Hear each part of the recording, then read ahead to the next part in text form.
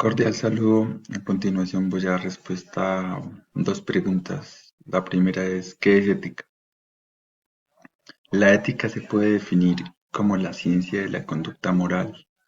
Esta nos ayuda a analizar el comportamiento de la sociedad, estableciéndonos cómo deberíamos actuar o comportarnos en nuestro entorno, identificando lo que está bien y lo que está mal, lo que deberíamos hacer y lo que no deberíamos hacer. ¿Qué es moral? La moral es un conjunto de lineamientos o normas para la convivencia en la sociedad. Igualmente, esto nos ayuda a orientarnos acerca de las acciones que están bien y lo que está mal, lo que está correcto y lo que está incorrecto. Diferencias y similitudes. Similitudes. Tanto la ética como la moral están relacionadas con los actos humanos voluntarios y específicamente con la bondad o maldad de dichos actos.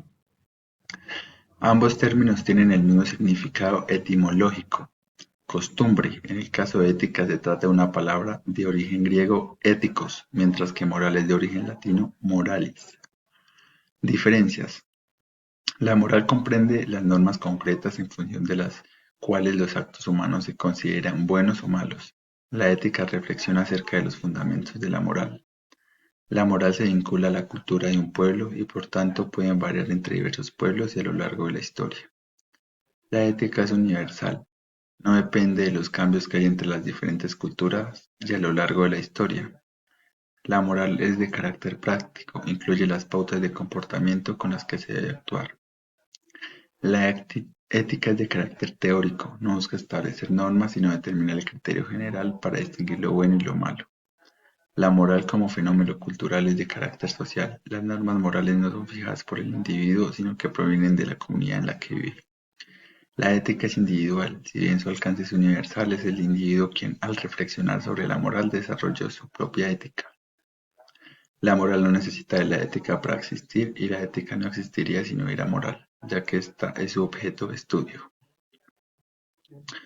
Aquí tenemos las referencias bibliográficas. Ahora aquí tenemos la plantilla y voy a explicar el artículo que más me llamó la atención, que fue el de Castrillón Guerrero, que nos habla sobre las comprensiones de perdón, reconciliación y justicia en víctimas de desplazamiento forzado en Colombia. Entonces lo primero nos dice, explique con sus propias palabras cuál es su apreciación sobre el artículo y lo que propone el autor.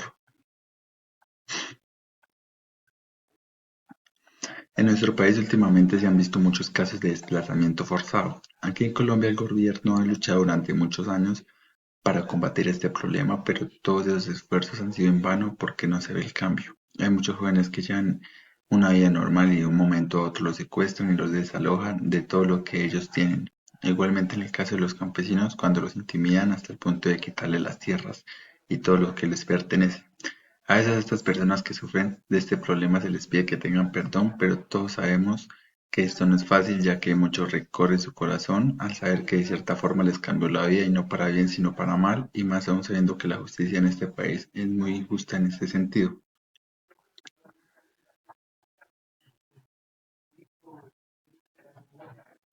Señale los principales argumentos que sostienen la problemática principal del artículo.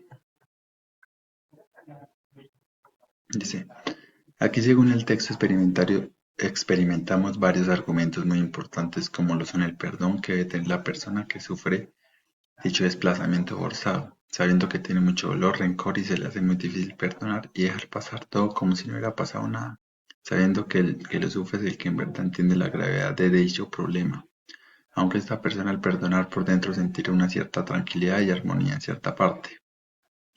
Por otra parte, la reconciliación que trata de formar el gobierno con las personas que organizan todo sobre el desplazamiento, con las personas que arremeten, por decirlo así.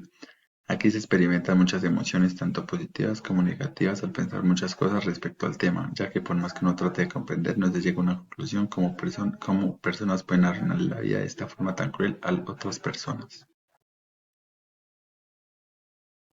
Por último, exprese las conclusiones a las que llega el autor teniendo en cuenta los objetivos del artículo. Una parte muy importante que recalca el texto tiene que ver con la religión. donde dice que para la persona tener una cierta tranquilidad y reconstruir su vida, olvidando de cierta parte ese pasado duro que le tocó vivir, es el perdón. La persona que vivió ese problema para cambiar de rumbo y estar de cierta forma más tranquilo debe perdonar. Eso es lo que nos dice la religión. Debemos perdonar al prójimo, ya que ninguno somos perfectos, el único perfecto es Dios. Al final, respecto a todo esto, no solo se viven traumas psicológicos, sino también pérdidas materiales y hasta ellas, pero lo importante es entender lo que son las comprensiones del perdón y la reconciliación. Muchas gracias por su atención.